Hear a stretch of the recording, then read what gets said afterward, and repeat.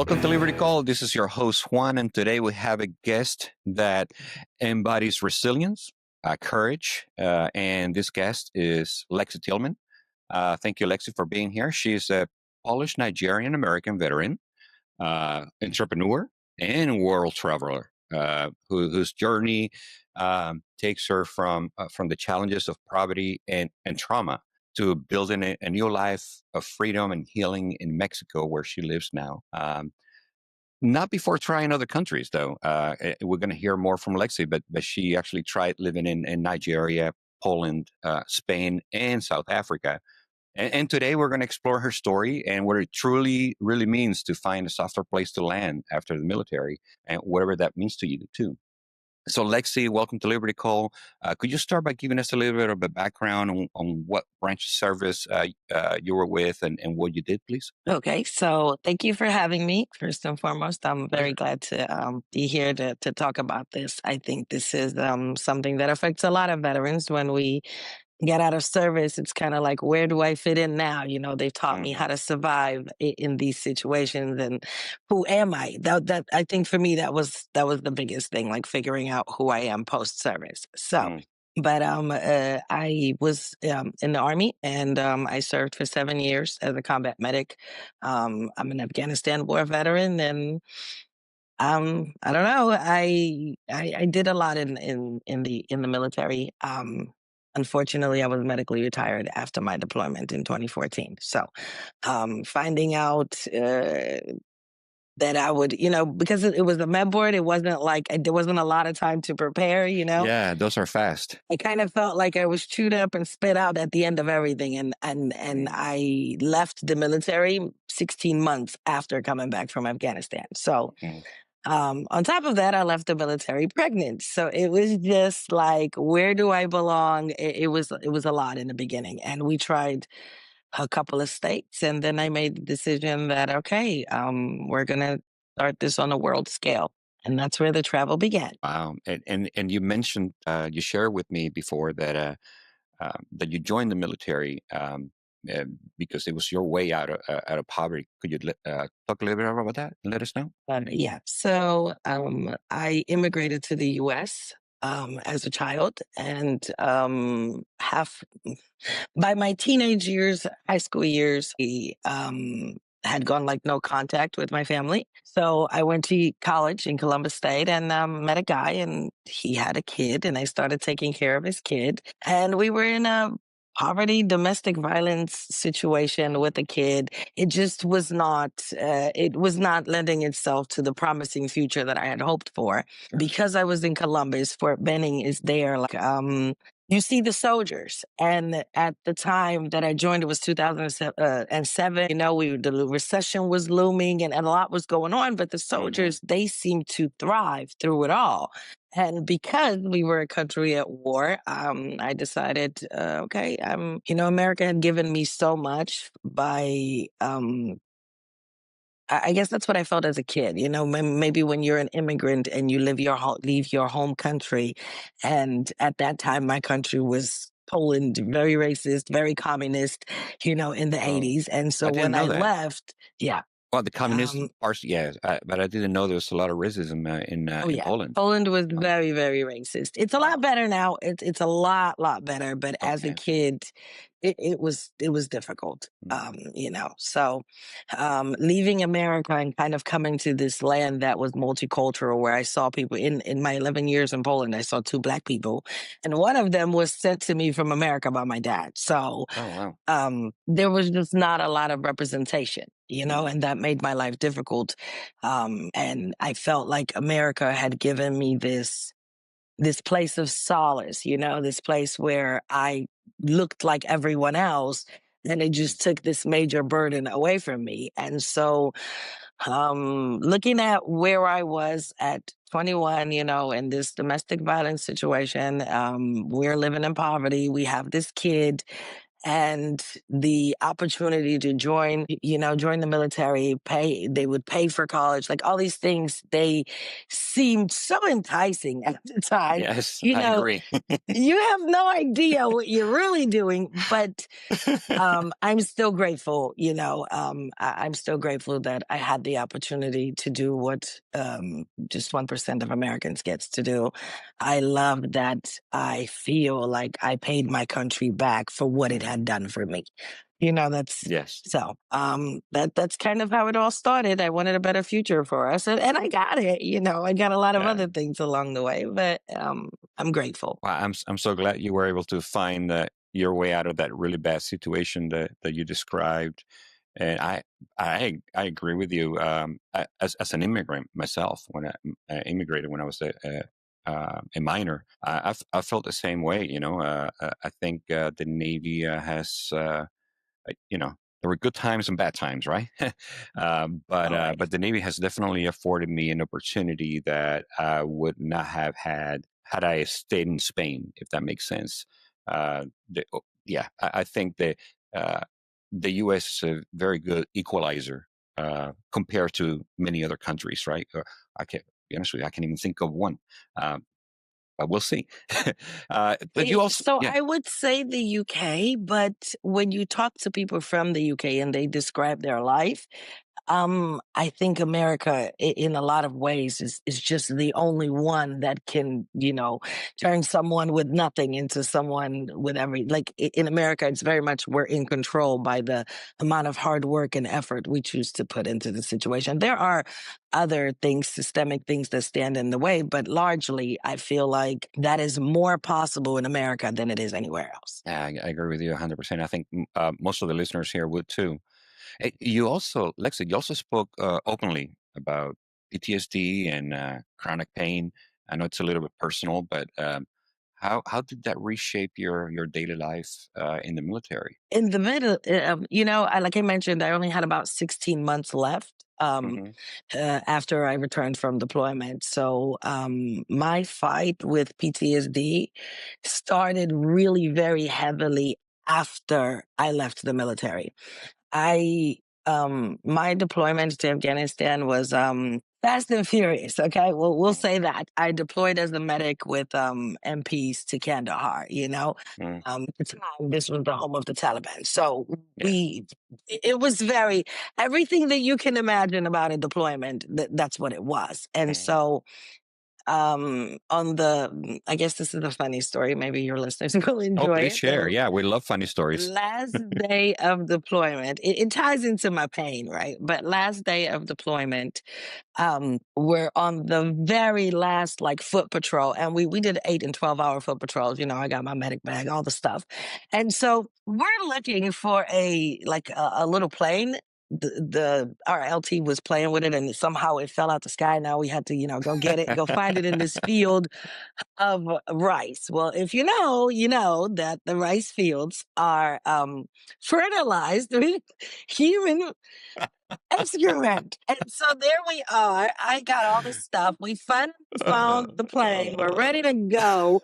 And they're like, Sergeant Tillman, come on, come on. I'm like, I'm not running. And just so happened, I slip and fall into the rice field. Oh Totally covered. my Totally God. covered.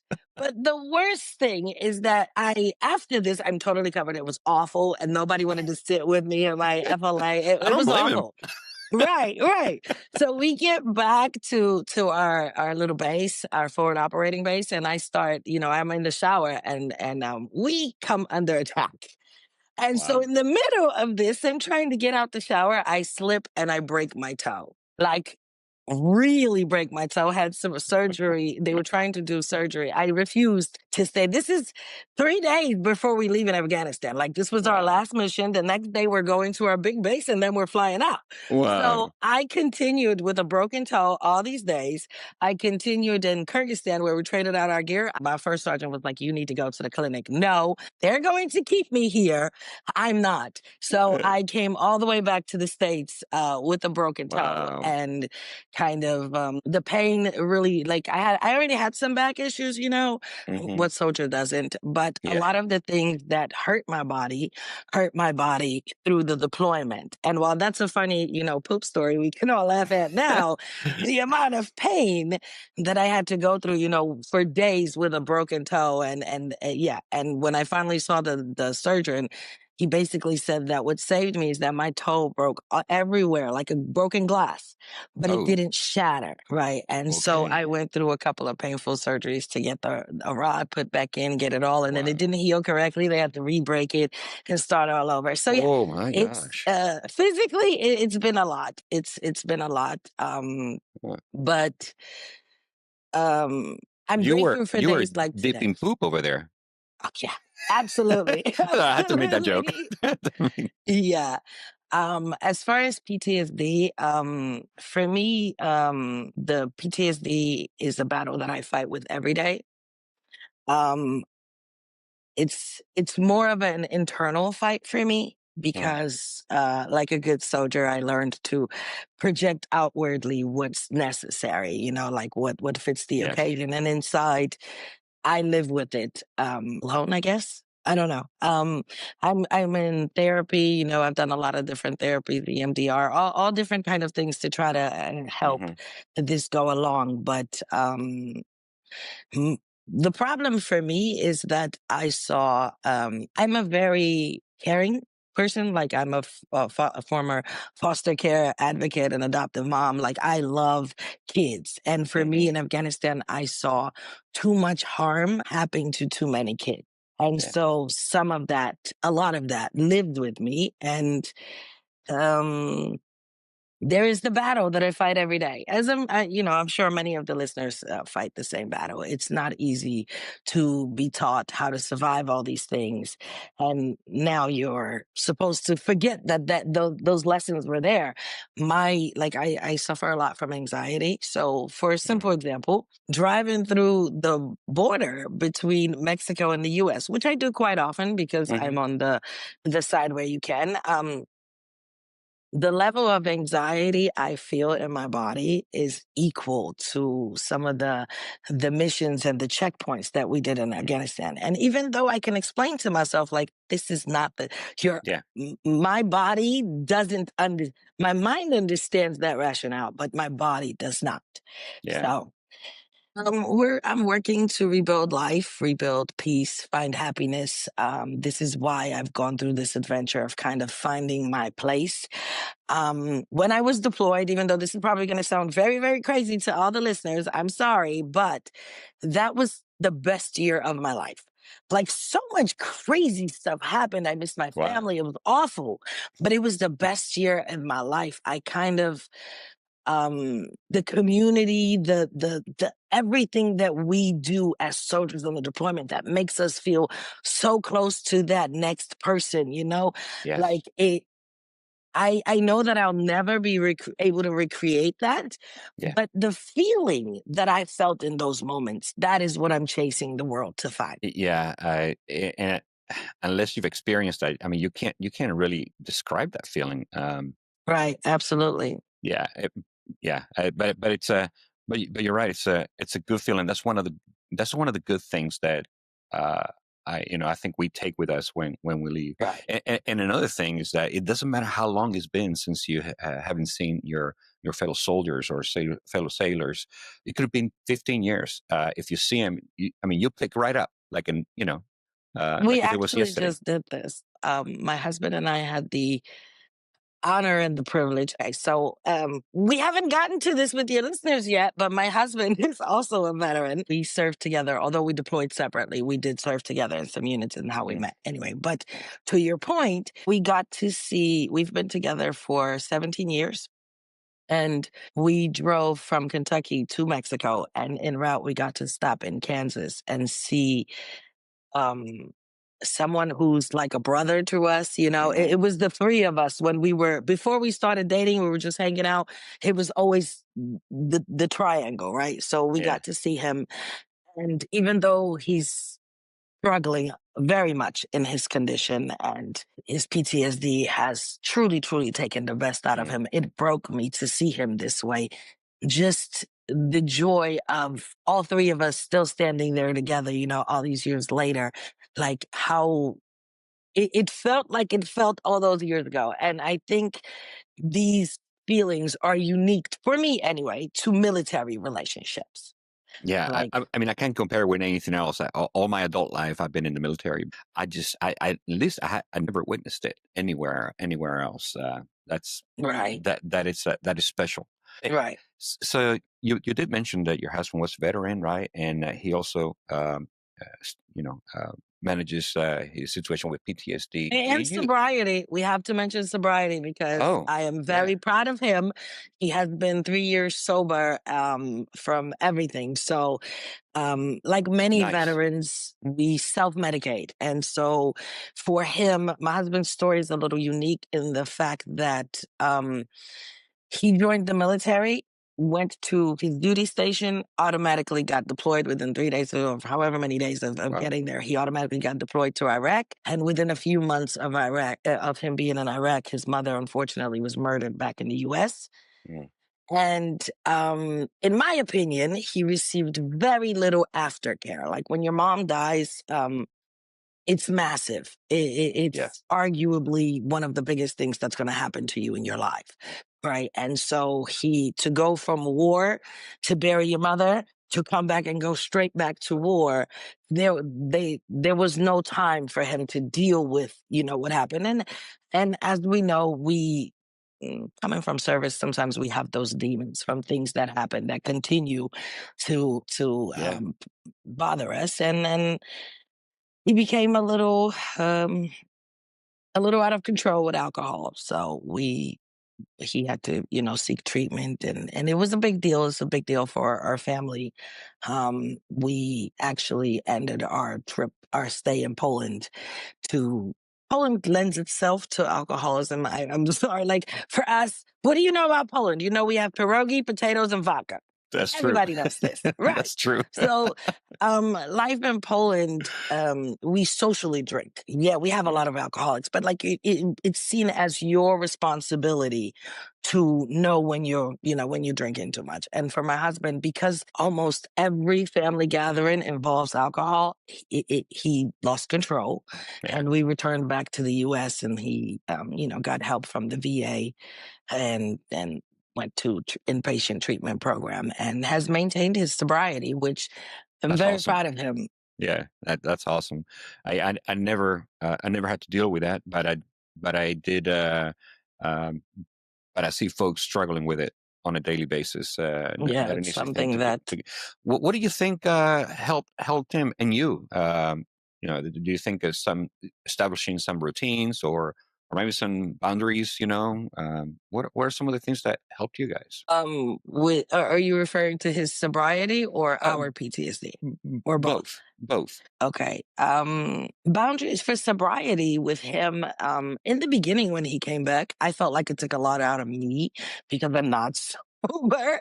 I drink responsibly, so I don't Yeah, see a reason for me to be sober. Like mm, I don't drink every day. It's not a problem for me. And then it's just the way that my body chemistry responds, to alcohol. It's not an issue. yeah, However, for the first couple of, I would say closer to maybe about a year, a little over a year, I didn't drink just to support him. Like we didn't go to places where there was alcohol, until he was really solid yeah. in his sobriety. And now it's okay. Now, he doesn't have he's not triggered. So if we're at dinner and I order a drink, he's not triggered. Oh, that's And I awesome that he don't got to that offer, point. I understand that sobriety, his PTSD was out of whack, and that's what made him become the alcoholic. So now we've gotten both under control. We're both on meds. We're doing all the things that you're Yeah, supposed to do to get better.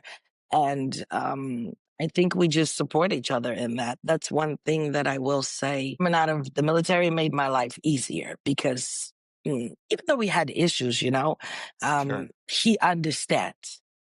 Yeah, He understands. So, like, I'll give you an example. We were in Johannesburg at a amusement park with the kids, and there was this Indiana Jones ride. The kids really wanted to ride it.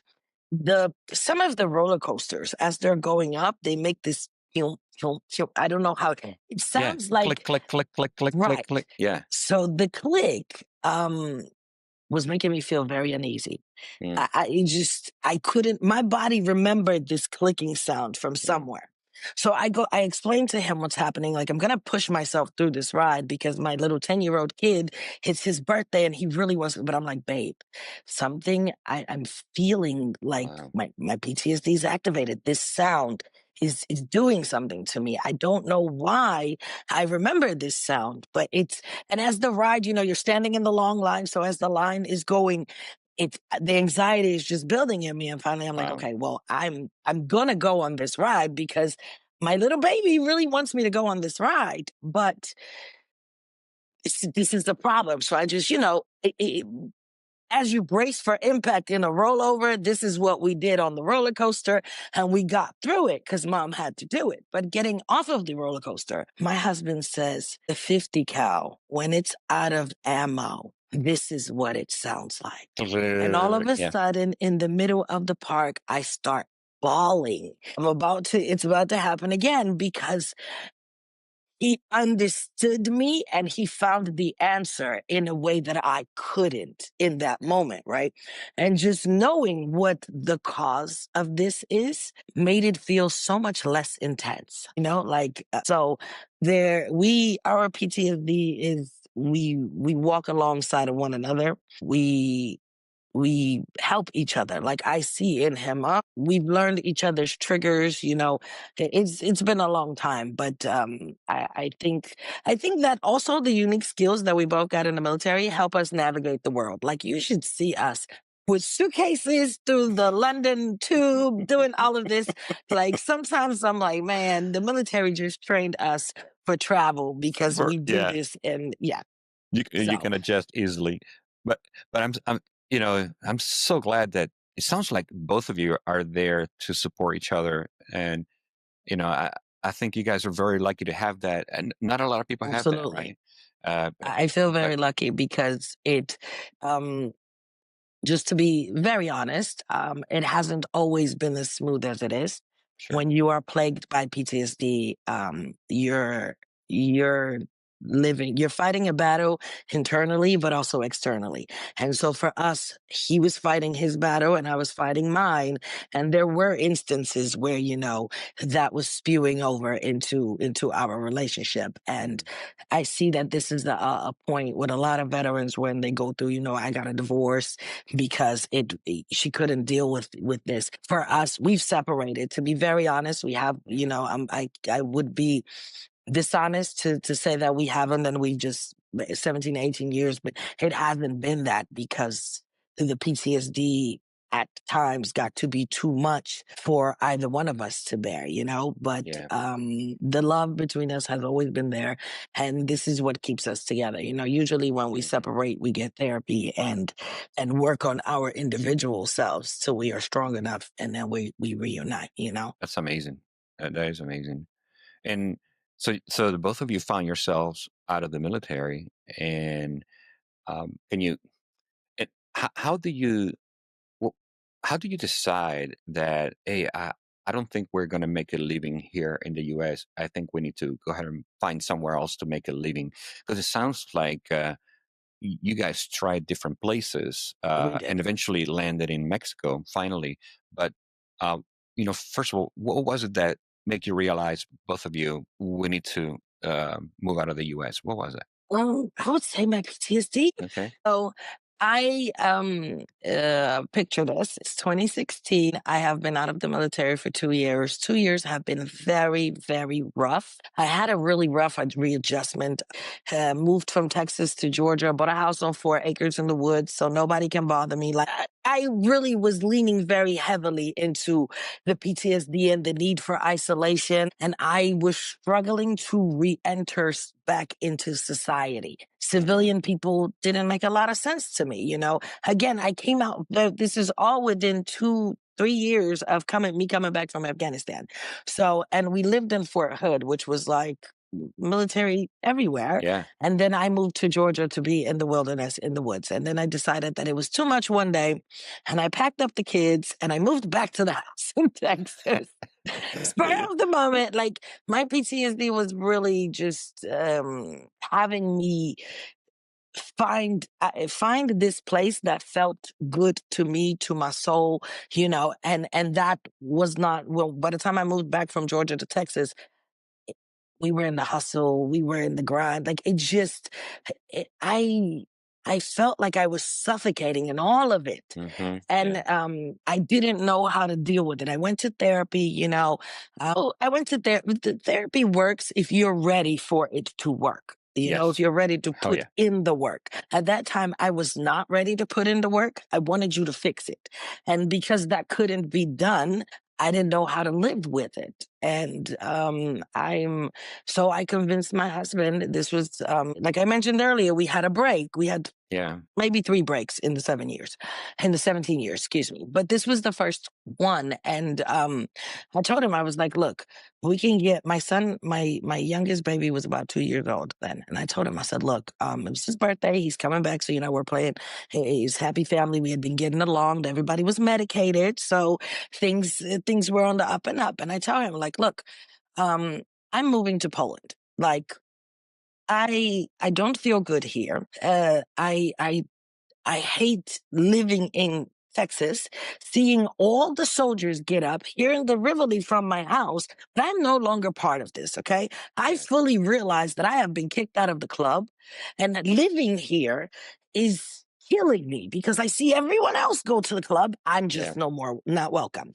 Yeah. And this was what led me to isolation in Georgia first, but there was too much isolation. Yeah. So we backtracked to Texas. And after that, I was like, look, so if we're getting back together, just know that you are packing your things and we are going to Poland. He had never been to Poland. My mom had visited, I cooked some of the food or whatever, but I was pretty much like, the kids and I are leaving because this is not working for me.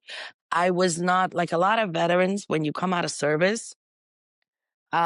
It takes a while to find your footing, to find the job, to find all of these things, right? And a Hmm. lot of times we're not compensated the way that we should be, or the way that everybody fights with the VA for their percentages. Yes. So my percentages were not, unfortunately, high enough at the time to live off of just that. Yeah. Again, if I had been less indoctrinated in the drink water, drive on mentality, I would have fought right from the beginning. But I was a proud soldier. I came out with 70% disability. I felt like the Army gave me a lot already. I'm not Hmm. going to continue to harass, which this was the wrong mentality. Yeah. The wrong mentality. If your listeners are listening and you're still not at 100%, fight every day because you deserve it. Even if Hmm. you don't feel like that today, the earlier you begin the fight, the earlier you will succeed, right? Yeah. And honestly, I believe that every veteran who has signed up for this should be compensated. That's Yeah. just, yeah. So at the time, I was not being well compensated. I was stressed out. My husband's PTSD was out of whack, and we wanted to be back together, and it just was not going to work in America. So I decided I'm going to take my family back to Poland. That was an adventure. It was an adventure. It was a lot. But the It was army a lot. prepare you for it, right? Yes, I think it was great. It was wonderful to experience and very healing. So I'm kind of jumping all over the place, but if I had to say that one thing has been constant since leaving the military, it has been me seeking healing in whatever way I can get it, right? And so I had trauma from my childhood growing up in Poland and living in Poland for 3 years with my family, walking down, the same painful paths or streets or whatever where Hmm. stuff happened to me. I Yeah. found that this is exposure therapy like, and this was so therapeutic for me. Wow. Rebuilding this rebuilt parts of me that like I really honestly didn't even know were broken. I became an activist in Poland for dark skin people of African descent, to Hmm. try to dispel some of the things that were problematic to me as a child. Hmm. I got to build multicultural communities. I got involved in not politics, but speaking out on behalf of the city Yeah. for immigrants and people that are different.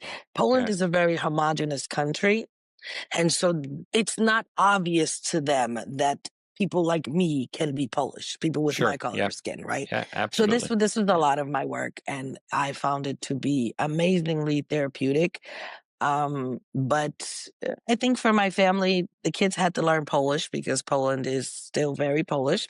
So it was a lot for them. It was a lot for my husband, and I think he watching your partner kind of we both struggled, and living in Poland I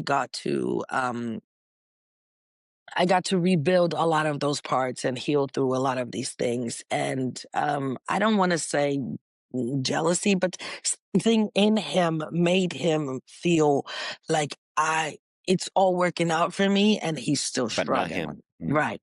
And so that led to the increased drinking. And as I mentioned, afterwards we moved back to the US, and then he had his time to heal and his glow up, right? So Yeah. it just kind of we had to take turns to do this. After Poland, you say you went back to the U.S.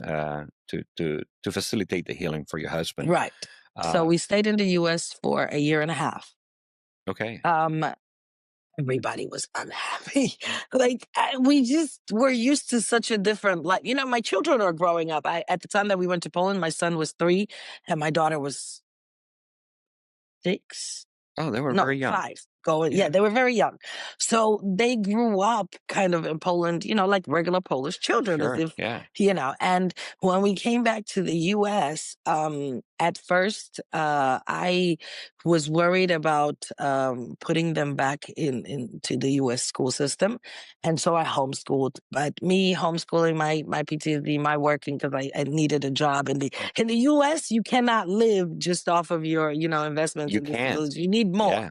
Oh, And yeah. so I began a career in crypto and working human resources in crypto companies. And the thing about me is that I pour myself into work, right? And so the Mhm. kids had to go to school because I couldn't homeschool them anymore. And so they were very unhappy. And I don't know, really. Like my youngest baby, I think he was okay with school. He just, the troublemaker. But um, my daughter is the one that has to stand in. He goes to make the trouble, and she has to go to save him, right? And so then she has issues, and because she was in a altercation fight, whatever, and so Mm. this is how it works out for the two of them. I can My relate. My sister and I had the same relationship when we were No, you little. see, right, right. So this wasn't working in America. The school system, it was stressing me out because they're dynamic and the kids on the bus, and then they got Yeah. kicked off the bus because they were starting to. It's just a lot, right? So I decided that it was time to try something else. My husband at this point, he spent, like I mentioned earlier, he spent a year in sober living and a he was getting like mental health and sober living kind of facility. So he was away from us for a year. And during this time, I decided that we're going to try my other home country. My father's from Nigeria. I'd lived in both as a kid. So I lived in Hmm. Nigeria from 13 to 17 or 16 and a half, So 4 it's years. also Like familiar to you. and so I decided that let's go try that. Maybe that, will give me a version of what I had in Poland because I was really thriving in Poland. The rest of Mhm. my family, not so much, but I was. So I was thinking, okay, maybe Nigeria will kind of do the same. Nigeria is amazing for their school system for kids. Oh, Like education is they see education as the way out, right? it Out of actually is. poverty. Yeah. Right. So it is. My father left Nigeria and went to study medicine in Poland and then became a Yeah. doctor in America. So I fully believe in this. And taking my kids, because I'm so multicultural normally, it was very important for me that my kids lived in these places with me also. To So Nigeria experience was that. Yeah. right. Nigeria was always on the list for us to, go spend a year. It's just um because my husband was in treatment at the time, that was the best time that, my youngest boy was getting depressed. He was struggling. It was a lot going on because anytime you remove a parent from the home, whether it's for Yes. deployment or this, it affects the children. And Absolutely. so I decided that it would be best to go to Nigeria. When my husband was getting treatment, my son was going through a lot. And I decided to move them out of the country to Nigeria to kind of allow their academic, for them to become strong in academics, right? I felt that um, in Poland, they were learning in Polish. Then they came back Okay. to America and they were learning in English. And so I just felt like mom and dad have healed their mental health enough for us to now focus on the children and their I solid see. foundation, right? And educationally, we Mhm. wanted them to have a really solid foundation. We wanted a country that could kind of like catch all things that maybe were not taught in the other countries, or maybe were not translated properly in their brains, from one language to the other. Sure. So Nigeria is like I said, it's a place where the push for academics is insane. You have a lot of private teachers that would come to the home for hours to teach the Wow. kids. And yeah, through this, my daughter skipped a grade level and was on par with her Nigerian peers, people who Wow. had been in that school system the whole time. Yeah. So the kids really, really, really did a lot of work. With that, they loved going to like private school. Like it was very regimented. It was very, very, Structural. very much like junior military. So like Okay. when Yeah. I joined the military, that was my thought. Oh, this is like my boarding school. Okay. Like it was giving very much the same because it's education is really number one. So like everybody is very stern, very serious when it comes to that.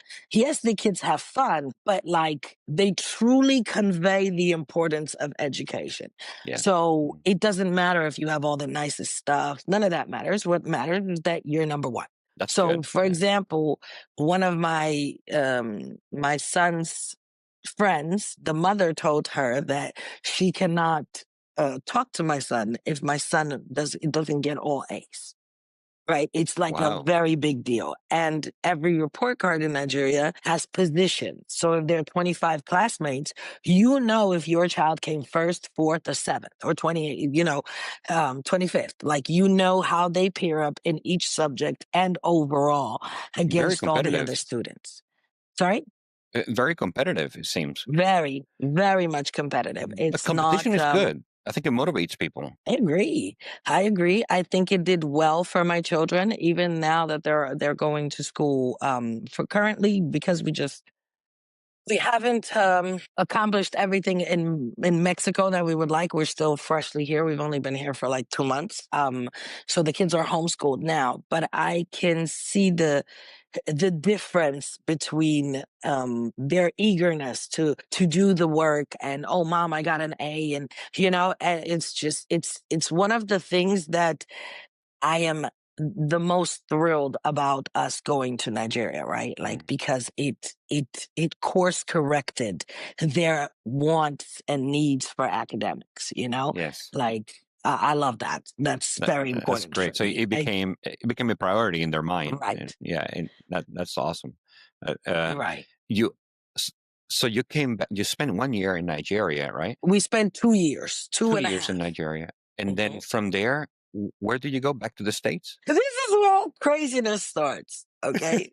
Everything was okay in Nigeria. I just I started feeling sick and I Mm. started feeling depressed. And there were a lot of, I suffer from chronic depression, which is part of my PTSD, but also probably Yeah. would have been there if the PTSD was not there because of what I've been through in life. And it gets to the point where it gets to be too much. Nigeria is a hustle country,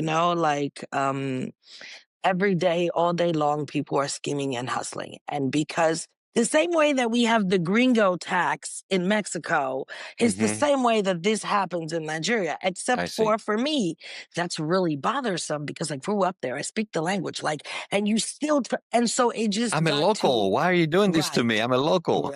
Right, that. And so it just gets to be difficult.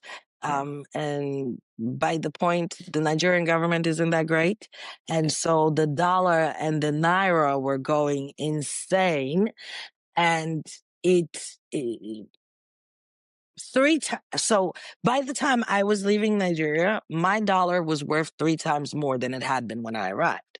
Oh, But wow. what that meant is that the prices for everything went up because Nigeria is an importer country, not a producing country. Yeah. And so they import. So the prices for everything are going up. So even though I can afford it, living and watching everybody around me in poverty and more suffering, and that translates to lend me money and all this, it was just it led me into depression. And I told my husband, the kids came out of school for Easter break, and as they were about to go back, I said, look, um let's just back up and go. And we built a house and everything in Nigeria, like we Oh, were wow. really living. It just got to be too much. Mm. It got to be too much. I'm watching people suffer, and I Yeah. don't. It was really bringing back a lot of that Afghanistan. I mentioned I watched a lot of kids suffer, and Yeah. so I don't do well in these situations. And when it became that, we packed up our bags and we went to the UK. From there to the UK. From there to the UK, Why the UK? one of our best friends. So I have one of my best friends from childhood. She lives in the UK. Okay. She's always like, just come. Let's see if we can live together. Who she's also married. She's Polish. She's married to a Nigerian. They have mixed children. So Yeah. it's just this. It would be great if we could all live together. I can't afford it, but you're looking for the next place to live. Come Sure. try it out. Well, the UK did not work. 2 months in the UK, it was never going to feel like home for anyone in my family. Okay. Nothing wrong with it. It's a beautiful place, Yeah. like it's great. Just after 2 months of being in the UK, I didn't feel anything. No one Yeah. did. We were Yeah. just Great like, to visit, but not home, right? right. It wasn't home. So after that, we went to Poland. Okay. Again, to try it out. Again, we changed, Poland changed, maybe. But we run our family in a democracy, so we vote. Okay. And Poland did not garner the votes on the second go. My youngest son and I voted for Poland, and the remaining 3 members of the family voted not to stay. Um, I think the difference is those 3 family members don't speak Polish as well as the 2 of us That's do. why. Yeah. And I think that had a lot to do with it because, like, we all had a great time. Again, it felt good and amazing, to see our old friends. Yeah. It was wonderful, but um, they didn't want to stay. And in Poland, all school is in Polish, which my kids now, because they've been gone so long, no longer speak Polish as fluently, right? So we Oh, would have yeah. had to put them into an English-based school, which in Europe are expensive. And with the majority of the votes not wanting to stay in the country, it just didn't make sense. But here is where Spain came in, your home country. By the way, where in Spain are you from? From a small town called Rota in the province of Cadiz in the south, Andalusia. Oh, wow. Yeah, we tried out, based on my research, we tried Malaga. It's beautiful. Right. It's beautiful, Yeah. breathtaking. But so we tried Spain for another 3 months. I don't want to hurt your feelings, No, no, go but ahead. the Yeah. Spanish people are like European polite. Okay, I wouldn't call them friendly like Americans. They're not chatty Cathys. I mean, we don't speak the language, but like in Poland, even if you don't speak the language, the people are still like They, very they warm, make an very effort to talk to you. right. In Mexico, I see this. I have the same. In Spain, I only experienced politeness. They were polite. I will not say that they were rude or anything. It just, I couldn't figure out how to build community there. I'd I see. attempted, Yeah. through groups and different things, but it was all expat based, right? I see. And Yeah. I don't. When we travel, we want to kind of in bed with the locals, like we want to live like they live as much as possible to absorb as much as possible of their culture. I think that's part of the And so, experience. Yeah. absolutely, I feel like that's what traveling is really about. And Yeah. so in Spain, the Spaniards were not like, I didn't know how to mix with them Hmm. to form any kind of relationship community. They were doing it amongst each other. The Hmm. tourists were doing it amongst each other, but it didn't work. Another thing I got to Yeah. tell you, as a person who's been to Afghanistan and Nigeria, Spain is hot.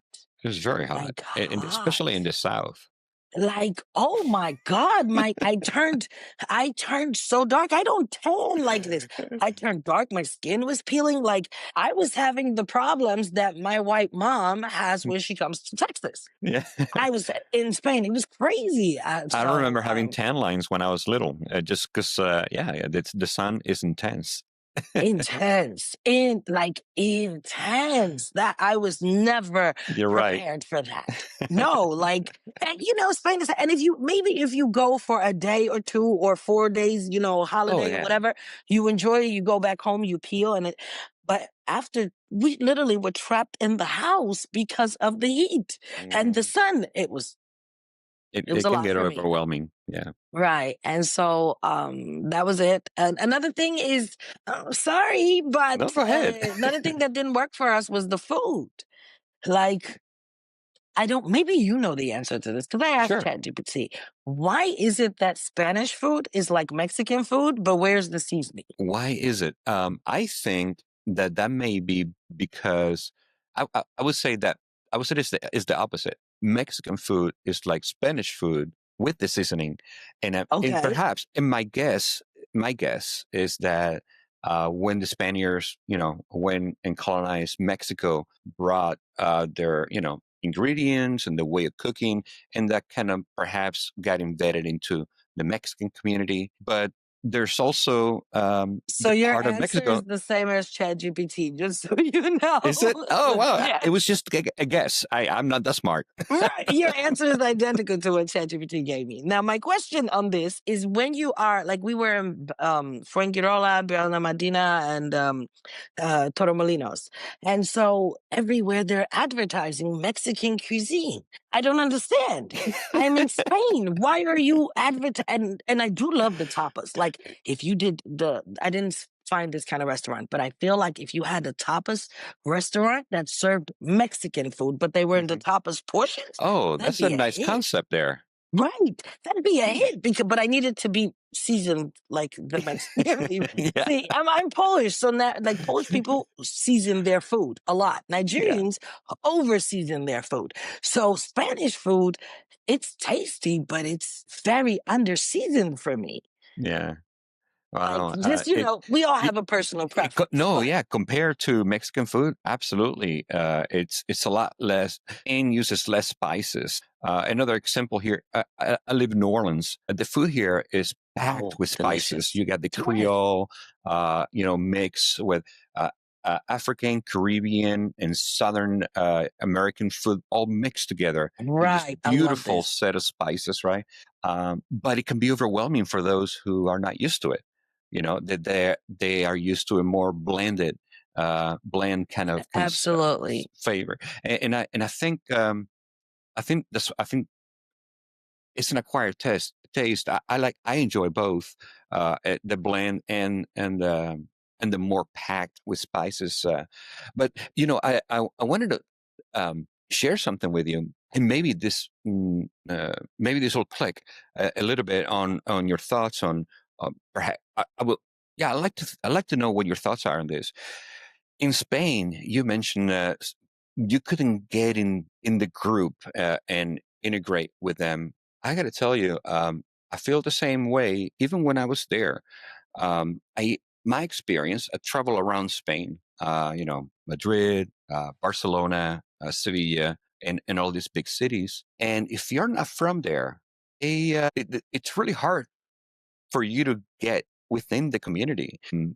Even if you're Spaniard and you speak the language, I can only imagine how hard it was for you. You had the language barrier, right? And you're trying to integrate in the community, and the community wasn't really making it easy because that's kind of a thing. I agree with you. That's kind of a So thing in I'll add Spain. another caveat here. What led me to Spain is that Spain is the favorite place of Polish people. So Ah, we picked Bernardina specifically because um, in all those areas, you have a multitude of Polish people. The problem is, I don't look very Polish, right? And yeah, so when it's in person, the I would in Spain, they felt that the Spaniards were doing exactly what you just said, but then they also were doing that to me because he- I'm not, I'm never going to give the same vibe as a, just straight Polish person who grew up in Poland. Like it's different. And so yeah, on that level, building community, even with the Polish side, which I was very open to. My yeah. whole reason for Spain was that it's warm year round and it's Europe. I want to live in Europe. Like Hmm. that's the thing. I would love to live in Europe. I can't live in Poland. Racism is a factor, but also that's not the main reason. The weather. It's the Yeah. number one 100% reason. My joints are old. I've jumped out of some Chinooks back in the day and my knees don't like the cold. So Poland, this is why it's not an option. Other than that, I think Yeah. I would have pushed more for it. But Yeah. in Spain, everyone is experiencing this. Even Black American content creators that like move to Spain. There's a lot of people moving to Spain. Spain is very, very welcoming and have been Hmm. like legally, logistically, visa Yes. It has speaking. been It's relatively easy. welcome. Right. But the people, they like their community. Yeah. Like I can say hello. I don't speak a lot of Spanish, but I speak a little, and I can say these things in Mexico, and the Mexican person responds, and next thing you know, we're using Google Translate to try to have some. And this is Yeah. somebody that I'm probably never going to meet again. On the side Yeah. of the road, we're just getting to know each other. A stranger. This was missing for me in Spain, Mm. and I'm going to be honest with you. I think it's missing just for everyone, including you. That's crazy. Yeah, I think even for Spaniards, if you move from one part of Spain to another part, it's harder to get into the community. But perhaps I'm a little biased in this. Um, Rota, Spain, where I grew up Hmm. and where I'm from. I think that is one of the. I'm not going to say the only, but perhaps and this is one of the exceptions to the rule. And it's a very welcoming community, even strangers, out of towners. And I think Gotta that is try it. because the American base has been there since the 1950s. Americans and American customs have been part of Rota, Spain. For example, I grew up with Halloween in Spain, and that's not a thing anywhere else in Spain. But I grew up with it because the Americans that lived out in town, they did Halloween, and they would knock on doors and we're like, "Hey, what is that? What are you doing? Oh, we're doing this and that. Okay, well, I want to join you." So I think the community from in Rota, it's a lot different. They're used to Mm. having strange foreigner Americans, right, being stationed there, and yeah, maybe it's my bias speaking. I'm not sure, I don't but know, but I'm definitely putting it on my list. you should. I should try it. Go there I go agree there for a with month. you. Yeah, I agree with you in terms of how the Americans changed the local countries. Americans are very open, very, Yes. very like this is who we are naturally. My Polish friends always tell me, like, you're so open, you just make friends with anybody. That's the American in me. Like, Yeah. this is what we are. And so if I've seen how Americans can change the area around them. And I love Spain. The weather, not so much. But It's hot. I could disappear in the hottest part of the summer and go to Poland, right? Sure. And get a little bit of rain in July because that's what they're doing now. I don't know. The weather's going crazy, but I want to I wanted to live in Europe so that I can travel in Europe. Like Mm, that's what I crave the most, And hmm. I'm gonna try this rota. Maybe not yet. Right now, I think we're gonna be in Mexico for quite a while. Um, Where in Mexico are you? I didn't ask you. we're in Baja, California. In Baja. Okay. Is Yeah, right. north or south? Rosarito. Rosarito. Okay, I know exactly where that is. Yeah, I've been there a Right. few times. Oh, when I was stationed well, in San Diego. yeah, I love it. So far so good. There's a lot of things I love about Rosarito and being in Mexico, but the proximity to the U.S. is definitely one. I think that this is what it won overall. Like just for our, while I do know that being veterans, we can use the FMP, the Foreign Medical Program to get our care. Yes. I don't prefer that. I don't like the VA, so if I have to do extra things, this is going to potentially lead to me not getting care versus Mhm. there's the VA hospital. My husband can drive me to it, even on the days where I'm like, I don't feel like it, I don't want to do it. Yeah. He can drive me to it and I can get the care. So for us, we chose this particular area, sight unseen, might I add. It's No, the convenience of it, right? right, for the convenience, right. Hmm. That's why we chose it. And so I have my Mexico residency. I got it done like 2 years ago, I think. Oh, And very but nice. my oldest son unfortunately did not, right? And Oh, so I fell in love with Playa del Carmen. We had vacation there so many, I don't know, I've I been can't even there. count. Beautiful. Playa, Cancun, Tulum, all of that, Yep. right? Which is expat central. That was our preference. And then when we came from Spain, once we left Spain, we went to Playa. We stayed in Playa for a month. We got the residency done for the rest of my family. But my oldest son, because he's 21, Oh, even though he's a full-time student, Mexico does not have her. Unlike Spain or Poland, doesn't matter because he has Polish passport. But other yeah. countries have provisions if you are an adult, fully dependent on your parents. Hmm. Mexico does not. And so there would have been no way for him to stay legally I in see. Playa. So we came here where it, he doesn't need anything because he's staying in San Diego and coming to visit Playa. So he's just crossing the border, um, not needing the legality, so to speak. Yeah, I guess he's considered more of an independent adult, where he would have to Right. start his own visa separately from your family, I guess, right? Right. But living in Baja, he does living in Baja is because of their laws here, like our car doesn't need the temporary permit. He can come in as an American, you can come in for a day and not Right. even make a stop at the immigration office. If you're coming in for 7 days, then okay, you get one. So we did get him the tourist visa and the tourist the FMM. I don't know what this is called in English. The FMM is what it's called here. I It's remember the like, form. Yeah, there you have to fill yeah, out the FMM. form. Yeah. Right. So he's using that, and that saved a lot of headaches that we wouldn't have. So that's kind of how we ended up in Rosarito. So We yeah, so it's love it. very We're like convenient being down the there. street from the beach. Yeah, I love this. And what I it love that does, town. right. I love the town. I love the food. I love the people.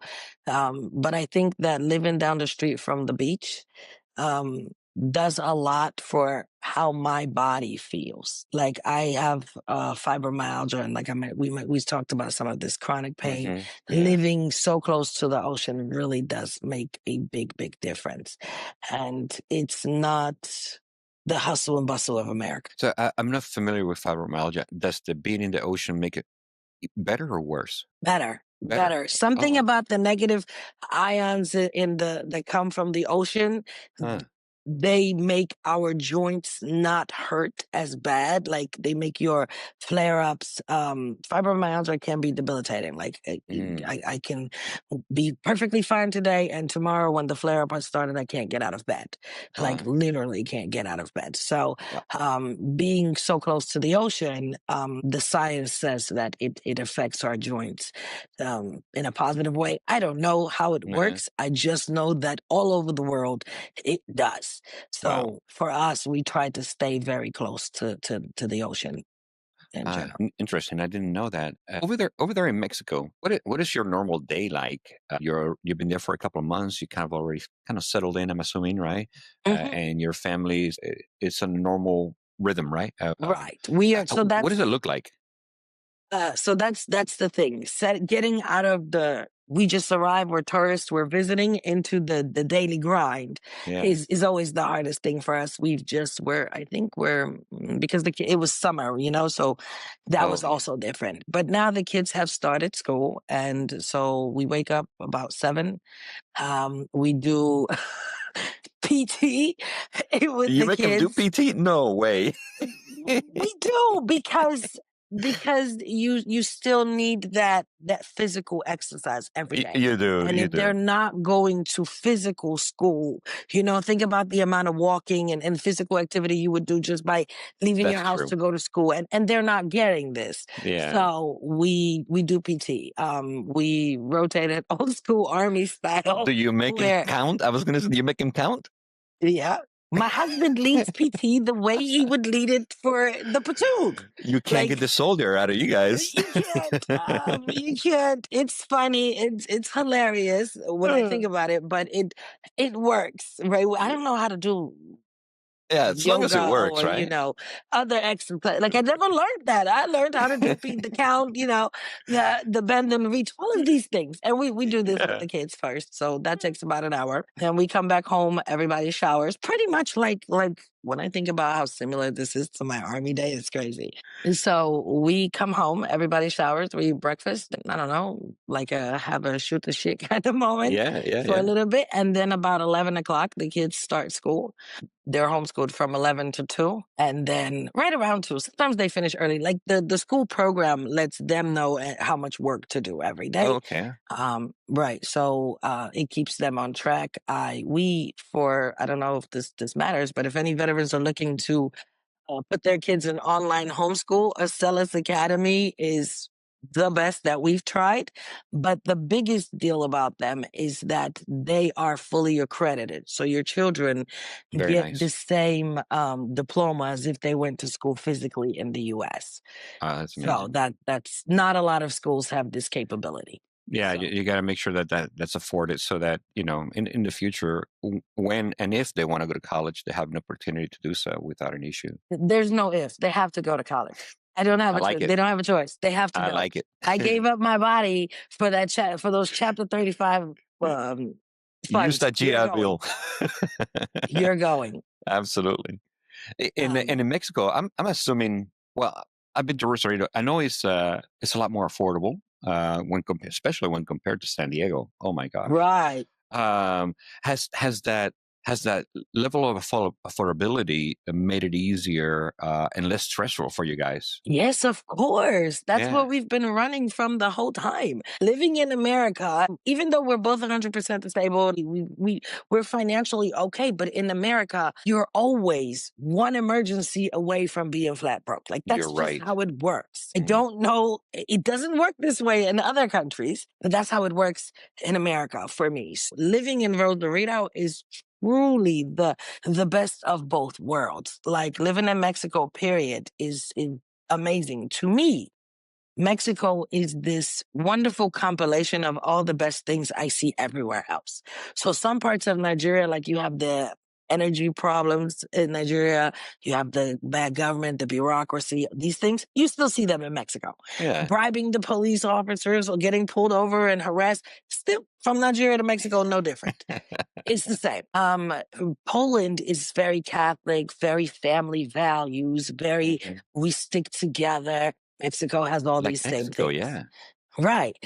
Mexico has the hustle and bustle of Nigeria, but you are still expected to, in both of these countries, you're expected to hustle and still live your life. In Mm. America, you're just expected to hustle. Yeah. Living your life, you do that in your own time when you're not like that. That's what it is. And I don't like that. Again, Poland on the weekends, on Sundays, there are no stores open. No Walmarts, no big malls, none of this. Only mom and Mhm. pop stores. Because Sundays by our country are seen as a day for rest to spend with family, and they want everybody to have that opportunity. Can you imagine America closing all of their majors and all non-mom and pop retailers on Sundays? You No, can't wait. because Can you it would imagine cost too they much close money. it for siesta? Right. Oh, that's what we didn't talk about when we talked about Spain. Siesta, that was a big adjustment for me, but Yeah, it's a lot of very people don't necessary. realize that. That's a thing. That's a thing, and it's so that was the thing. Eating dinner at 11 o'clock in the restaurant with my family and all these other families and our Yes. school-aged kids. It was weird, and the more we thought about it for Spain, like how did the kids go to school? Because Yeah. they're all done by siesta. Yeah, they Yeah, everybody have a 2 3 hour break right there. right. That was one of the shocks when I first brought. I tell you, share with you, Nan is from Mhm. Thailand. The first time I brought her to Spain, meet my family there, I explained this to her. I say, hey, just so you know, everything closes between this time and this time. And like, okay, okay. So it came time for lunch, Spanish time for lunch. I said, hey, you ready for lunch? She's like, no, I'm not hungry yet. I said, well, if you're not going to eat now, we're not going to eat until like 9 10 o'clock at night. I just want you to know because places are going to be closed. You're like, oh, no, we'll find something. I'm like, I'm telling you, we won't. But I was like, Right. okay, I'll let you learn. I'll let you learn. And yeah, she was very shocked when, I said, let's go to a restaurant. I'm like, it's closed. Let's go anyway. And I had to show her in person that it's closed. And she's like, I can't believe it. How are they making money? But I think Because you make a good everyone's point. doing it. You make a good point. I think a lot of people in the U.S. The culture is more of I live to work instead Right. of working to live. And And I think that's that's the where I difference. differ because I was raised that you work. I mean, you live and then you work. Yeah. Work is not work is not the sum total of it. Another thing, you know what they say? Like, if you talk to an American, within the first 10 minutes of the conversation, they're going to tell you what they do for work. Mm, But if you talk to a foreigner, you can talk to them for an hour. They it might doesn't not come never up. bring it up. Yeah. Right. And so I prefer that rather than the culture in America. I agree. So much relaxed. I'm going to be seeking that as soon as retirement time comes here in the next few months. There, uh, I'm excited for you for that. we're so excited. It's been a long time. We got great plans. Travel Central and South America for a year or two, and then yeah, and then head over to Thailand and start working our way through Asia. Yeah, and Wow. there are places want to go everywhere. Europe and Africa. Yeah, we got dreams that we're going to be looking for, and we just happen to be in a good place in life because uh, all our 5 kids they're all grown up. They either have jobs Congratulations. or in college getting ready to graduate. Thank you. And I think we're lucky because I don't think a lot of people are in that situation. And I think that given the situation we're in, we got to take advantage of it when you can. But Lexi, you did share with me earlier that uh, about this booking wonders Oh, yeah. and the business that you put together to help others to find the place where best fits them to retire or just not retire, just move to. Uh, and you kind of put it together based on learning your learning experience and everything. Could you share some of that? Or what is Booking Wonders and what it can do to people? Okay, so Booking Wonders is my brainchild from going through all of what we've gone through, moving a family of 5 through multiple countries, multiple governments, bureaucracies. All it's a lot. Yeah. Um, my business is mostly geared at Americans who are like, I'd love to live abroad, but I have no clue where to start. Um, that I find that Americans were raised in a bubble. Like, we're the best country in the world, and the rest of that stuff is great, but you see it on TV, and that's it. Most Americans, like when I came in the '90s, had no clue that Poland was. I used to say, I'm a country between Germany and Russia. For Wow. Americans to get it, they didn't know. Like, it's a little different now because the internet and whatnot. Sure. But a lot of there's a lot of bureaucracy in moving. There is a lot of fluff between figuring out the country, whether you're taking all your things, what are you going to do with your dog? Like, all these things are a lot. And it's overwhelming. And I have sat in my house in Texas, looked at everything and was like, how am I going to do this? More than once, right? Like, how you pack up the whole house and how there are a lot of things that you don't know, Mhm. from where we're going to start to what country needs health insurance. But there's just so much. Visas. Yeah, there's So so much. visas, yes, it's very overwhelming. So I have created a business that allows my lived experience to help others um, make the transition, or maybe not even make the transition. Sometimes a trial stay, like the few we did through the countries, will weed out why this doesn't work for you. Yeah. Rather than I have done blind moves, but only to countries that I lived in as a kid where I understand the culture. Yeah. I would never like move to Spain. That's why we did the 3 months in Spain Yeah. to check it out. That's a trial stay. I am aware that like a lot of times these are not available, and then we work with our clients on kind of providing them the picture as much as we can through people who live there. Through lived experience is also very different. And then in a lot of the countries, because I've gone through my own immigration journeys in most of the countries that we Hmm. help, we have dedicated legal professionals that help with all the things, because each country has different laws, Yes. and some of them, some things, like for example, a veteran, off of the status, off of you just being a veteran and receiving lifetime income from the US, for Spain, it's very different than it is for, say, Panama. Oh, Like absolutely. what the requirements are, what allows you to settle there, what benefits you Yes. get. We help.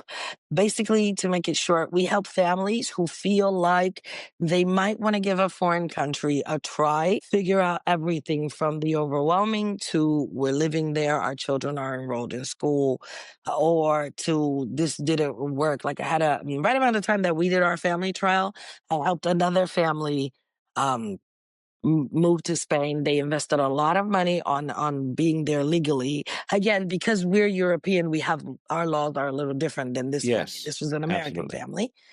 And within 3 months, the mom wrote me and she said, "Where can we try else? Because it's not working for some of the reasons Hmm. that we talked about earlier." Yeah. But Yeah. so now we're looking at how to move them to Portugal, you know? I And see. Yeah. so here she's like, "Okay, I just moved to Spain. All my stuff from America is in storage here. And now I want to move to another country." And she has 3 little kids. So it's a Wow. lot, and kind of we help them facilitate pretty much everything. I've done down to interviewing babysitters, Wow. Even household goods movement and all of all of that. this, Wow. right? And I so find. another thing you mentioned, household goods. We are familiar with this because we are military, right? So we've done Right. this. A regular civilian, American civilian, doesn't do this at all, Yes. Yeah. right? They've If you never were done it. stationed So overseas, you've done this a few right, times, and there's a lot of intricacies, and sometimes, especially if you're not in the military and you're not on orders, you also have to pay a tariff to the incoming country right, on the goods that you already own. So yeah, absolutely. it could get expensive if you don't do it right. And these are the things that we help find out on behalf of the families that we're working with, so that they don't have to worry about it. That's awesome. So based on that help that you're providing to folks, and the experience you had helping people move around, what are some of the biggest myths that you have to bust when people had apprehensions about relocating? Number one, that moving and doing this is only for the rich. That in America, that is, people associate travel with affluence. I don't know why, because in Europe, we travel with a backpack and almost nothing. But that would be the biggest myth. Another one is that the kids fall behind. And I kind of touched on that when I was talking about my kids.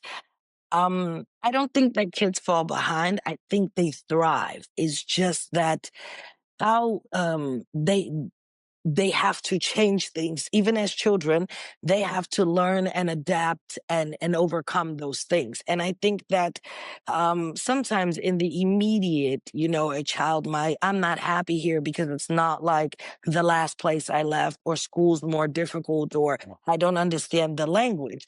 But I Yes. find that when we support those children and we explain to them, like to my children, I know this is hard. We acknowledge what they're going through and Hmm. we help them. They actually end up thriving um in those foreign environments. And learning a language as a child is way easier than Oh, doing so absolutely. as an adult.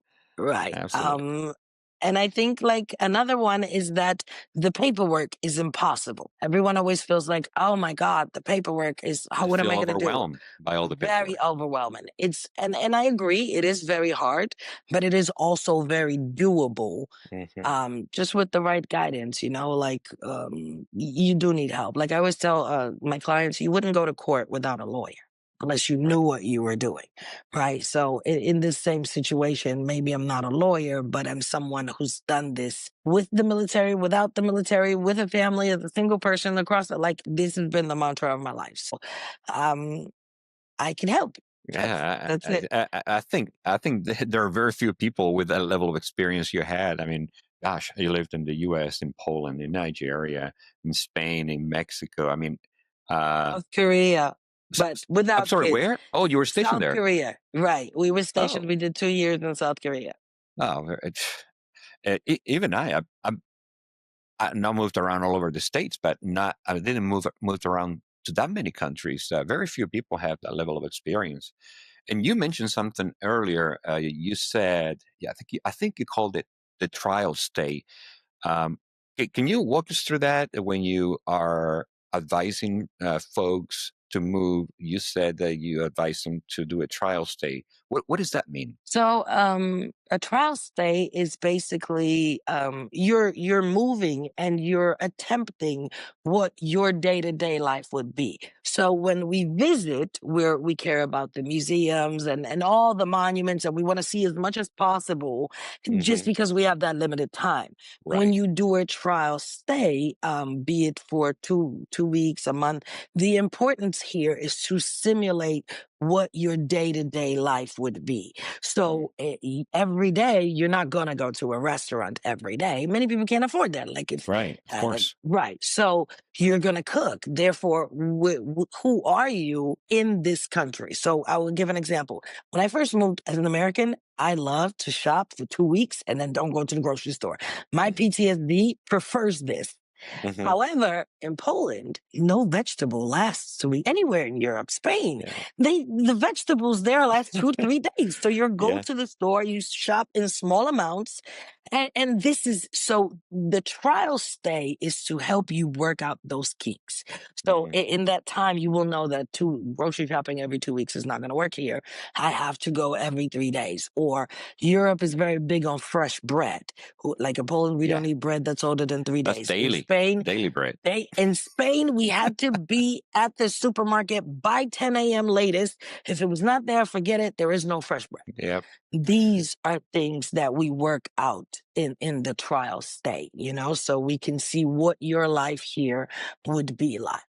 Yeah, I agree with you. Everyone so far that I spoke to in this podcast, and they lived everywhere. I mean, not everywhere, but a lot of countries: Colombia, Mexico, Ecuador, Thailand, the Dominican Republic.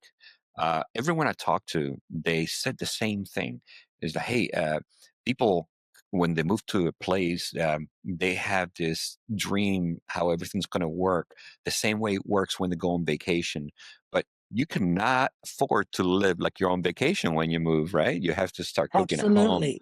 right? You have to. You're not going to go sightseeing all the time. You're not going to be paying for tours, and if you try to do that, you're going to go broke quickly. Um, yeah, I think that's amazing So the advice. trial stay also allows them to figure out what their monthly cost. That's why I prefer Yeah, that the minimum trial stay is a month, because then you can see what your monthly costs are like, what you're spending your money on, and then it allows you to budget and make those uh, decisions for when you are actually ready to move. yeah, absolutely. Cost of living, that's normally the main reason why people tend to move to outside of the U.S. Uh, so if you could, so now we got listeners here, we got service members that are listening, that perhaps they separated or retire and they're struggling right now to pay their bills and to just making it, and who thought about maybe moving to another country, but really haven't gather all the courage and perhaps out of fear of the unknown, they haven't pulled the trigger. What kind of advice would you give them? Do it. Do it. The longer you think about it, you're just pushing your way. Once you know and you start suspecting within you that life here is hard, it's not really working out for me. Could I be thriving? Could I be living well somewhere else? Once you start having that notion, do it. Make up your mind and do it.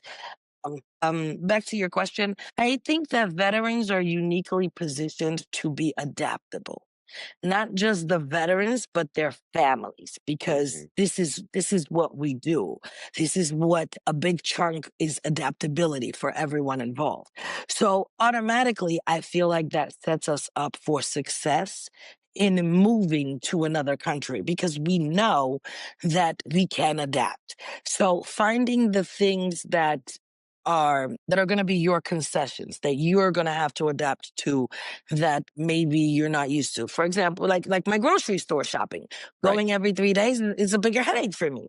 But there are things that everything comes with concessions. Everything comes with off. I'm going to offset this by doing this. But I don't know about the rest of you guys. For me, money stresses are the worst. Hmm. They're the worst. And unfortunately, in America right now, there are a lot of those money stresses. So if you're thinking about it, a lot of veterans are thriving in Mexico. However, immigration wise, Mexico is tightening, rightfully so, but they Yeah. are tightening the reins a little bit. Panama, amazing. So many veterans are moving and thriving and loving Panama. And Panama is especially good for those veterans who may not be 100% yet, because you can get residency with just $1,000 of lived income. So if you're Wow. 70%, 80%, and you're getting $2,000, you can live very well in Panama, and it's Wow. enough to give you residency. I Another didn't know thing that. that, sorry? I didn't know that. Yeah. Another Wow. thing that Panama does that I'm not sure why they have this. I haven't done that level of research, but medical care for veterans in Panama, they have a very expeditious way in how they handle veteran care. So you don't do any of your billing. Like when I go use the FMP in Poland, I take all the bills and I have to find it out and get my money back. In Yes. Panama, you go, they do it all for you. It's very well equipped to veterans' healthcare needs. Ah, so they do I direct we billing. recent Wow. right. That's a big headache. When I broke my Yes. ankle in Poland, I fought my money to find it. I said, you know what? Forget the money. Just forget it. It was like Yeah. Wow. $600, so I just blew it off. But it was a lot of effort to try to get my money back. A good thing in Panama is they do it for you. School systems for kids, very multicultural. Like all white people, black people, everybody's there. Yeah. Um, and they're loving it. Panama, honestly, was um before we came back to Mexico this time, Panama was where we were going to go next. Oh. Okay. But even with my oldest son, he could have gotten residency in Panama. But our family loves Mexico. We always have. So that's Can't it. beat But the if food. Mexico, for whatever reason, doesn't Can't beat work the out, food. Panama is the next place I'm trying. The sunshine, obviously, there are problems, but veterans are loving it. Wow. And every So every country has problems. If I think if absolutely, you're trying to look for a country that has no problems, good luck to you. I don't think anyone's going to find that. But you also absolutely. mentioned healthcare. I think behind right behind affordability, I think healthcare is another concern for folks, and even veterans Absolutely. who may qualify for VA medical, or even those who retire that have TRICARE. They, I don't think the biggest concern is not so much the cost. I think perhaps it is their perception of the quality of healthcare. Can you talk a little bit about that? How do you find the quality of healthcare in other countries? So it depends on what healthcare we're looking for, whether that care is for things like, I need a therapist, or whether it's I broke my ankle and I just need emergency care. For me, the big deal is finding care where I can be understood, right? So for if you're a veteran attempting to move out, a lot of times move out of America, a lot of times it is easier to move to known veteran hotspots, okay? Yeah. Because the way that foreign countries work is usually they're looking for the opportunity. Once the clinic realizes that the VA pays and I all I have to do is provide an environment for these veterans and address the availability of their care. I speak English. I'm able to, assist them. Then it becomes this beautiful service that they provide to veterans. And both we as veterans, we appreciate it because it's not like the VA, with the VA, we kind of Yeah. all got to bump our heads. It's not like this. And they being the foreign clinic feels, they know they're making more money off of us than they would if they only catered to locals. So in turn, I think these two things create like a nice a nice smooth pathway. But this is in veteran hubs. If I needed to get care and I was like in Poland, not a veteran, then I would look for expat. It's always going to be expat communities because Yeah. they have more reach and more combined research to people that cater to their specific needs. So English speaking clinics, English speaking doctors. But I went to one in Playa. The doctor spoke English, but um, he didn't understand. He spoke, it was surface level, but Yes. his understanding, so that didn't work. So now Mm. I use the FMP personally, and Okay. then expat communities. Healthcare is the crazy one, but it's possible. My husband has done things like he's very advanced when it comes to healthcare. He's a daily medicine taker, so he always has to Okay. make sure that he has them. Mhm. And unlike me, when we lived in Nigeria, we were not getting healthcare from anything veteran affiliated at all. So Mhm. I would ship I had a very good working relationship with my primary care doctor in Texas. It would get shipped to Kentucky, and then I would either come and pick them up.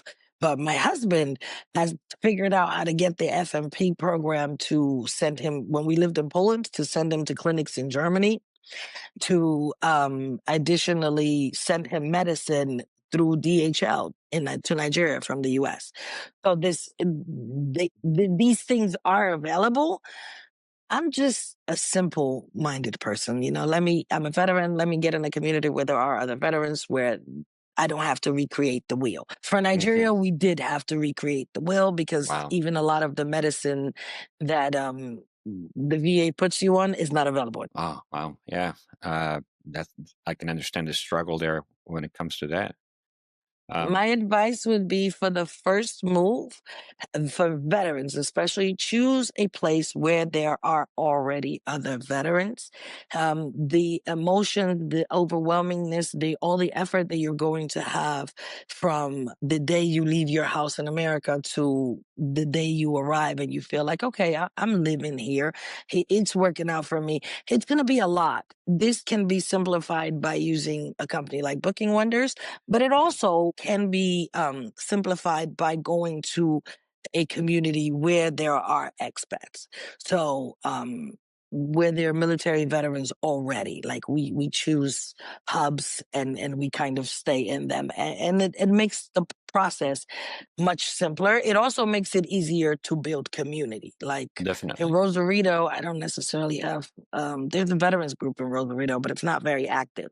Versus in Playa del Carmen, the veterans groups are very active. In Merida, they're very active. They're able to build Yeah. community. So I think that for anybody making the decision, I would say affordability, healthcare, and the next thing is how are you going to build community when you get there? If you have an emergency, how are you going to get that help?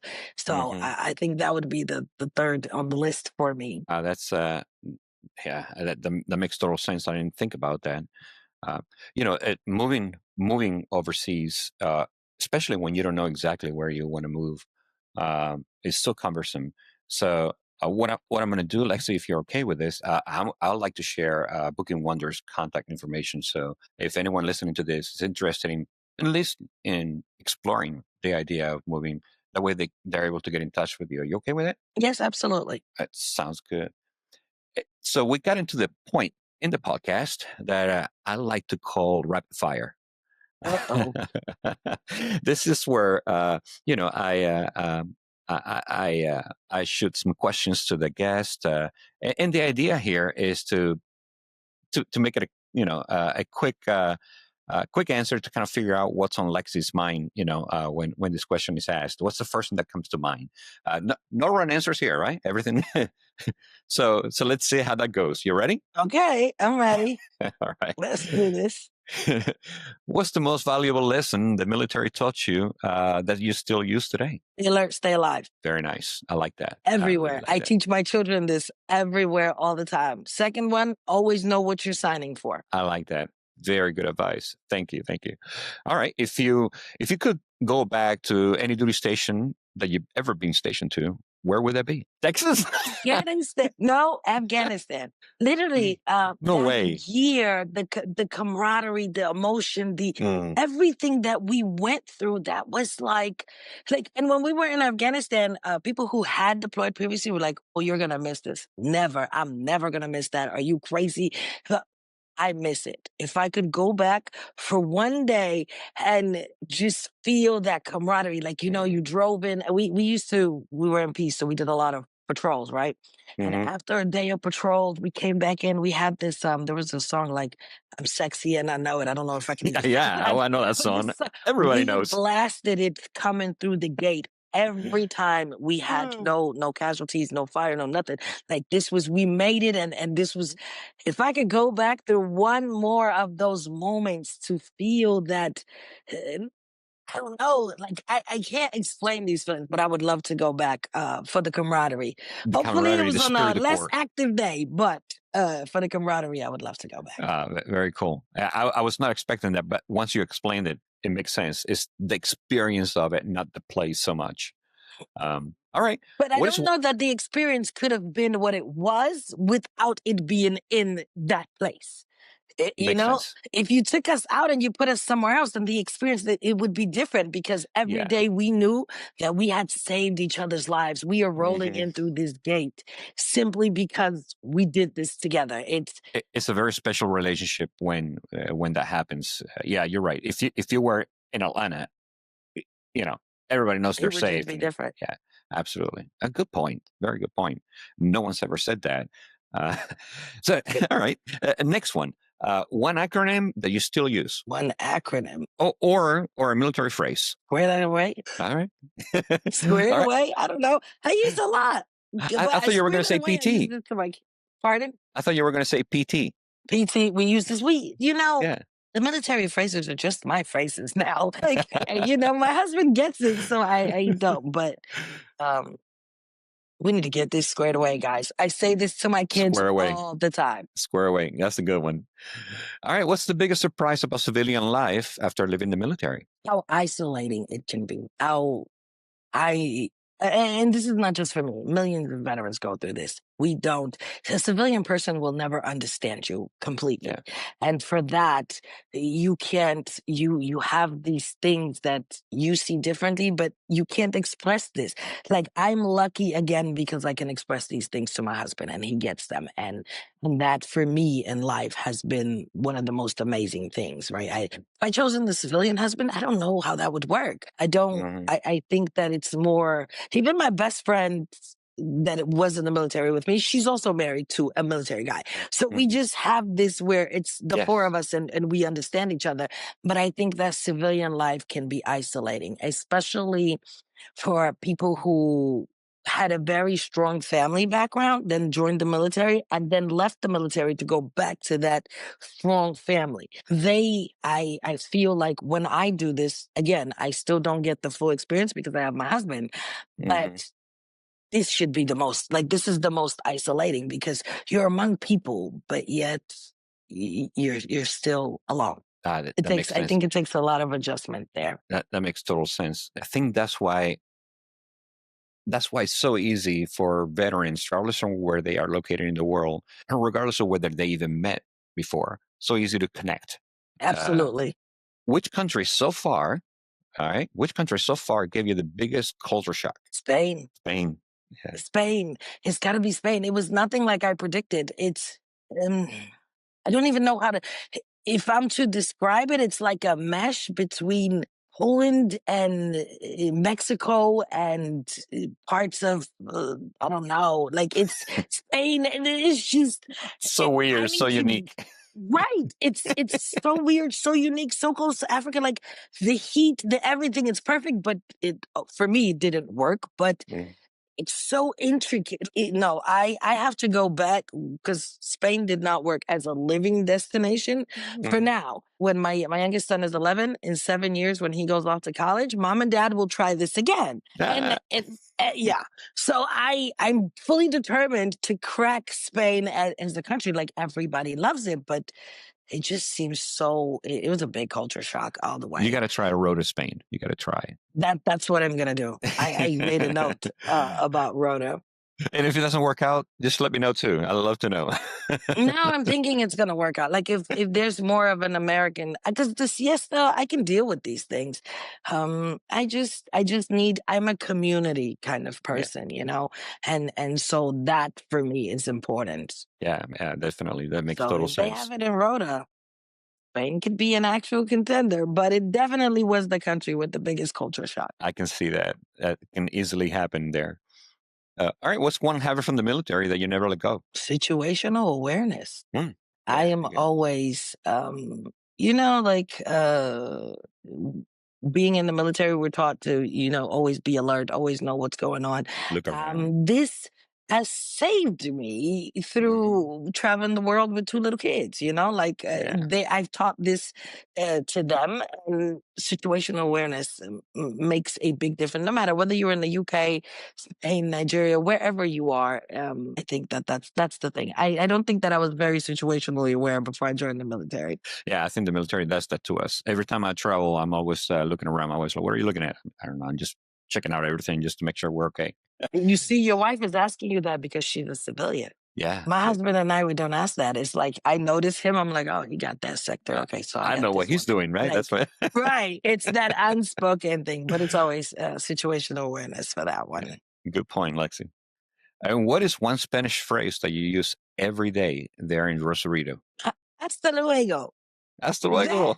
yes, I say it, and I say it, and I'm always very happy when I say it. And my husband's like, "Why are you always telling them this? I hope I do see them later." Yeah. Because if I see them later, then that means I'm still here. So this, I can't see the people in Spain later because I'm not there, Yeah. obviously, so it didn't work out.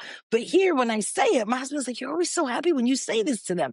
Because I hope that, these are my community, my grocer or the flower guy or the meat store. We use a lot of local stores living in Mexico, which is Very what I good. love. Yeah. I don't, I love the convenience of like Walmart and this, but I much prefer the the mom and pop, one owner, one Yeah. vegetable. I love this. And so when I say hallelujah to these people almost every day, I mean it. Yeah. And It's I it's hope it's a that way to connect with the community. right. Absolutely. Yeah. Hey, I'm coming back. I'm part of the I'm coming community kind back. of thing. Like this is again, it's all about community. So you're now part of my community. Hey, so I'm gonna ask you in the next one. I'm gonna ask you to think about that you live in a place that's far from the U.S. Let's say Poland, right, or Nigeria. So if you had, and the reason why I say that is because Rosarito is so close to the U.S., right? So easy. But if you had to pack one thing from the U.S. to take to bring abroad, what would it be? So I actually do this already. There's one thing that always travels with me, no judgment. but it is slap your mama Oh, seasoning. I love that. Yeah. I need it. I cannot live without it. Yeah. I take it everywhere, everywhere. I have it in little containers. Yeah, I take it everywhere. Um, like I mentioned, I like things that have tons of flavor, and sometimes while traveling, I'm not gonna get that. So I love it. In Spain on our last trip, when we were in Spain, and because we lived in like two different houses, but there was a Carrefour, like Carrefour, yeah. hypermarket is what they got, right? Yeah. It was a mini one, the big one was like, I don't know, 20 minutes walk away or whatever. But the mini one, I couldn't find any seasoning. I'm telling you, like the seasoning was so I get my phone out and I'm talking to the lady for her to help me. And the seasoning was just no garlic salt, no Yeah. onion powder. Like, right. So I think that the seasonings in different countries are, tailored to them. So I carry my slap your mama in my That's purse. good advice. I Goes love it. everywhere. Lexi, I think you need to make a trip here to New Orleans. I think you love the food over here. I love New Orleans food. I've been several Oh, you've been times. there. Yes. You've been here. Military. So my army Huh? brothers were from parts of New Orleans and other parts of Louisiana, and we've gone. The camaraderie is Yeah. what took me, but the food is delicious. Boudin balls. Oh, fried boudin balls, they're That's amazing. right. Oh, and I live right Right. here in the French Quarter, so all I got to do is Oh walk wow. outside, and everything's right here for me. I'm not Oh trying to make you wow. jealous right now. Oh well, you are making me jealous, but that's okay. That's okay. I'm glad Well, you're enjoying it. well, Alexi, thank you so much for sharing your story. And for the listeners who want to learn more about booking wonders, you can catch and reach Lexi.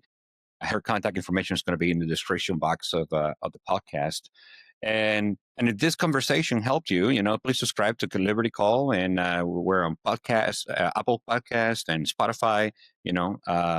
And let's link up. If you have any comments, put them in there. We like to engage with you. Again, this is Juan, and today we had Lexi here with us from Mexico. With that, fair winds and following seas to everyone. Thank you, Lexi. Thank you very much. Thank you. Thank you for having me. Bye. Bye.